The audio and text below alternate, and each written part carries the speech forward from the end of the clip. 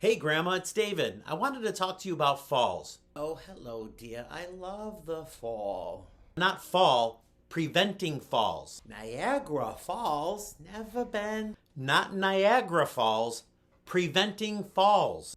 Standing tall? Okay, I can try, honey. Hang on.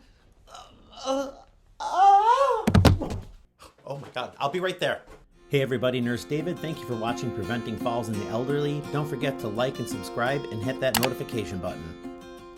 One of my jobs as a home nurse supervisor is not only to assess that patient, but I'm also assessing their environment. I'm looking around and seeing are there any potential hazards that could cause a fall or other types of harm to this patient. And unfortunately, a lot of people tend to think that it's the bathroom or that commercial where they tumble down the stairs and help, I've fallen and I can't get up. There are many, many other factors that can contribute to a fall, and that's what we're going to go over today. So why are falls so bad for the elderly? Well, many people just tend to focus on the physical because, of course, that is a major toll on them. Broken hips or fractured hips, wrists, pelvises, upper arms, those are the four main areas where an older adult will tend to bruise or even fracture or break something. And of course, that recovery time takes a lot longer. But one of the things I think we tend to overlook most is the psychological toll that this can take on the older adult. So imagine an older adult that's already somewhat confined to their home, that's had a fall, and now is afraid to do anything at all. So let's look at causes. What are some of the key areas that are involved in potentially causing a fall for the older adult? Well, there's three main areas. One, your loved one's physical being. Number two, their medications, and you've seen me talk about this before. And third, their environment. Common physical struggles in the elderly. Well, first of all, eyesight and hearing.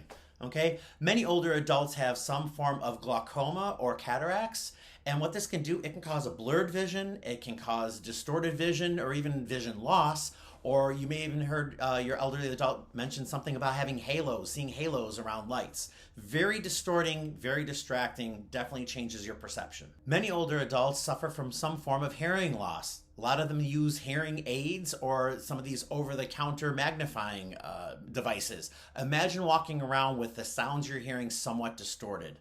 And hearing aids are expensive. And have you ever tried to change one of those batteries? Imagine trying to do that with arthritis. So combine these two, loss of vision, loss of hearing, and imagine the increased feeling of isolation. This inward direction and this loneliness can definitely affect their spatial awareness and their overall attention to their surroundings. So the question would be, with your older adults, do they have any eye drops? Do they use hearing aids? As we age, obviously things slow down, okay? And the less active we are, there tends to be a loss of muscle, a loss of reflexes, okay? We may have a cane or a walker and either we're not using them or we're not using them properly. I cannot tell you how many times I've seen people, the walker is broken or they're walking with it 2 feet in front of them. A rollator that has broken brakes. People using a shopping cart as a walker. These are things that you definitely need to be looking out for. Another factor are chronic conditions. There are many types of chronic conditions that the elderly have that can contribute to their overall decline in strength and health, and that of course can contribute to a fall. So we're talking about things like Parkinson's, heart failure, diabetes, arthritis, cognitive impairment, or depression. If your loved one has any of these diagnoses, then it's time for you to look at the overall picture and try to help them to stay safe. Also, certain medications. There are certain meds that definitely have an adverse effect on the elderly when it comes to their safety. And it definitely can slow their reflexes, cause a loss of balance, affect their psychomotor function, or even cause what they call syncope or sedation. One of the medications that does this are called antihypertensives. These are medications that help to regulate your blood pressure. But when you get up too quickly or sit down too quickly, you can experience what they call orthostatic hypotension. Basically, it's a fancy word for dizziness, okay? Are your loved ones taking any hypertensives such as lisinopril, Norvasc, or HCTZ?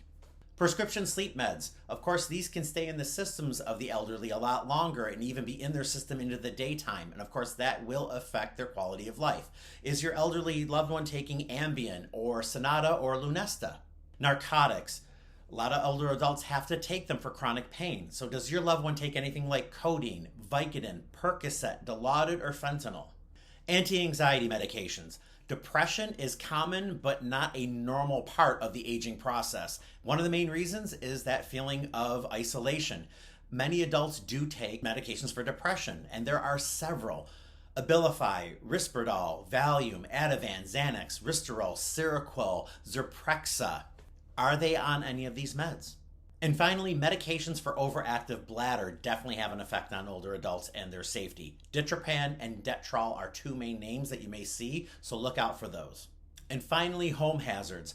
This, believe me, will be a much bigger part of this series. I will be going into detail room by room in future videos, but for now I want you to consider some of the things that we need to look at when it comes to the top areas that are home health hazards and can potentially cause a fall for your loved one. Things like loose rugs. Those are a major tripping hazard. Poor lighting. Remember, eyesight can already be bad, and with poor lighting, it's a recipe for disaster. Clutter. Walkways have to be clean and free from tripping hazards. Beds that are too high or too low, believe it or not. These can be a struggle to get out of or into.